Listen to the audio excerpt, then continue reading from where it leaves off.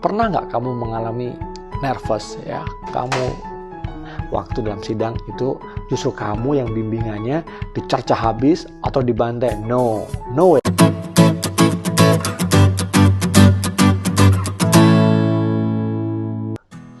Halo, ketemu lagi dengan saya Tirta Musitama. Di channel ini Anda akan mendapatkan informasi seputar sukses belajar di perguruan tinggi, calon mahasiswa, ataupun yang sudah mau lulus nih, sedang menghadapi sidang skripsi.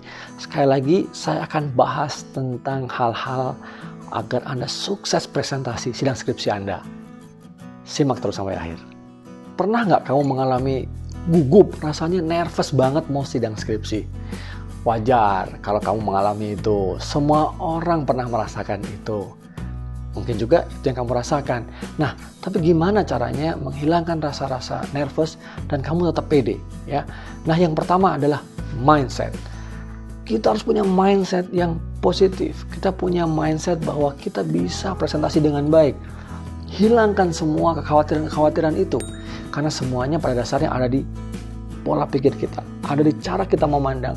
Kita tidak perlu khawatir, kita tidak perlu membayangkan sesuatu yang buruk terjadi, sesuatu yang gagal. Justru sebaliknya, di mindset kita, di bawah sadar kita, tanamkan bahwa sidang skripsi ini akan sukses.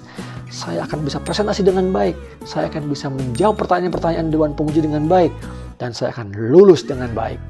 Itu yang terpenting. Kalahkan pikiran-pikiran yang negatif. Mulai sekarang, mindset kamu, pola pikir kamu harus optimis bahwa sidang skripsi kamu lancar. Nah, kalau itu tertanam di bawah sadar kamu, pola pikir kamu pasti akan bisa sukses dan berhasil melewati sidang skripsi kamu dan tidak nervous. Mindset.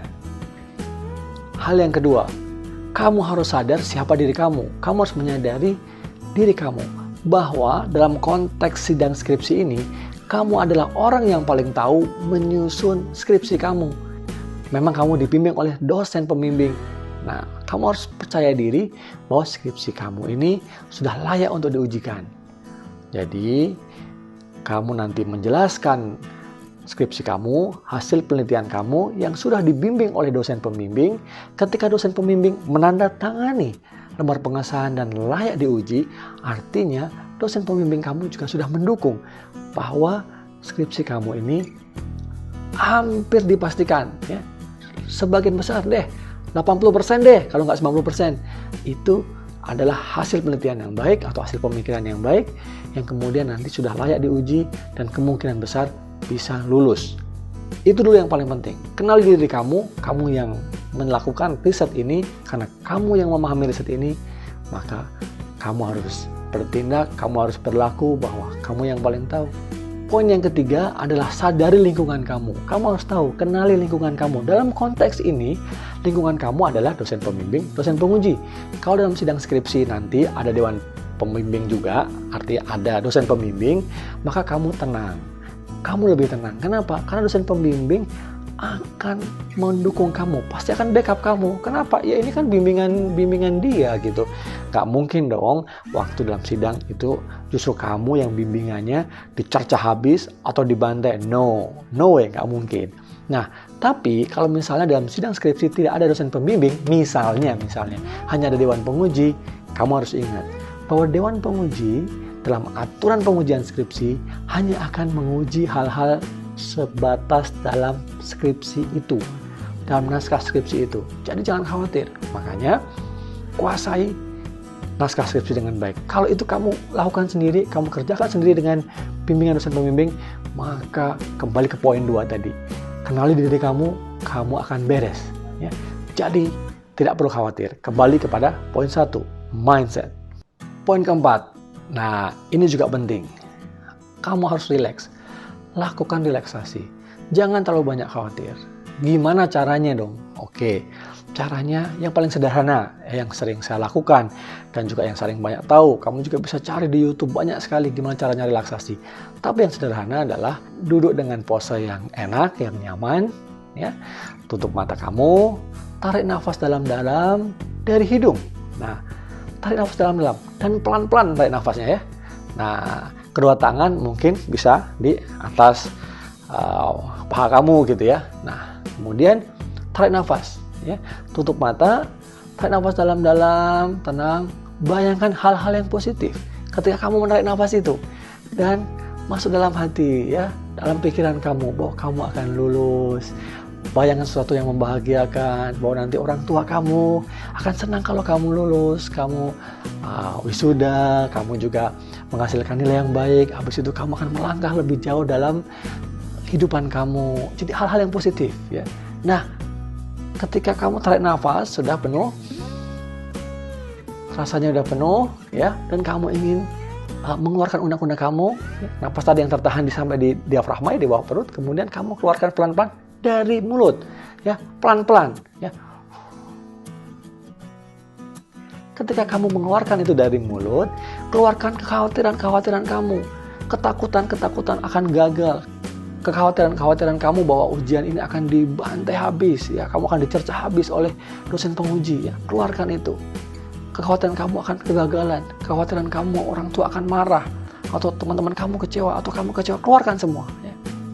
Nah, lakukan itu berkali-kali, ya. Ketika kamu narik nafas, ya, bayangkan hal yang positif. Kalau perlu kamu sambil senyum, bayangkan kamu lulus, kamu bisa, ya.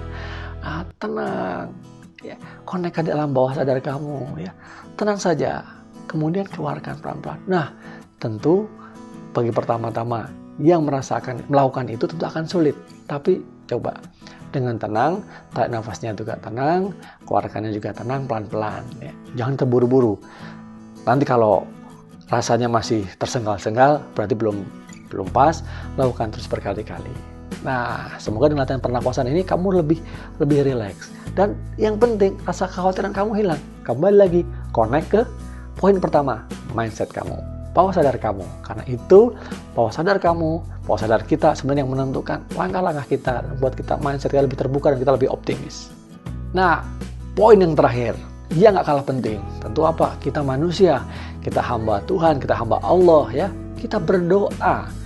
Setelah kita berusaha tadi, hal-hal teknis sudah kita lakukan, pemahaman skripsi kita sudah kita lakukan, kita sudah mencoba relaksasi, mindset kita udah bagus, kita tetap harus berdoa.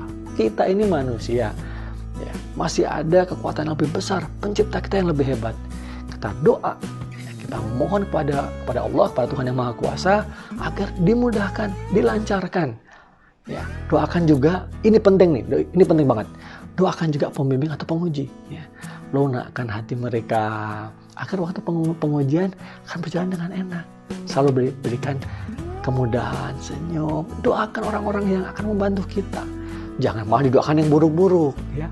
Nah, setelah berdoa, tentu ya, kita orang yang beragama tentu kita tawakal, ya. Serahkan kepada Tuhan.